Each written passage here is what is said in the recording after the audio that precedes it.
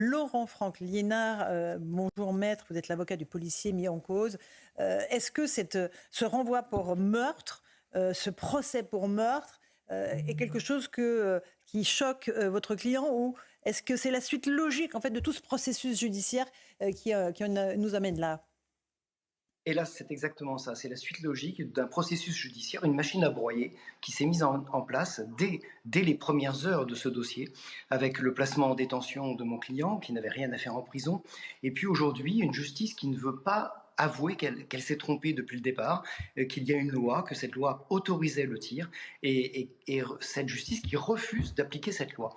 On est arrivé au bout, là, au plus absurde, puisque les juges d'instruction nous disent qu'il y avait d'autres moyens d'arrêter la voiture, sans nous dire lesquels, puisque en réalité, il n'y avait pas d'autre moyen d'arrêter cette voiture. Mhm. Et 50 mètres derrière, il y avait des gens qui passaient sur un passage piéton et qui auraient été renversés immanquablement. Et donc, le rôle du policier, son travail, c'était d'appliquer un tir à ce moment-là. Et la justice refuse de le reconnaître parce qu'elle s'est elle-même pris les pieds dans le tapis depuis le départ. J'attends de tomber sur un magistrat qui aura l'intelligence et le courage de dire stop, de dire bon, ça suffit, on va rétablir les choses, on va rétablir la loi, et on va appliquer la loi, et on va libérer de la contrainte judiciaire ce policier.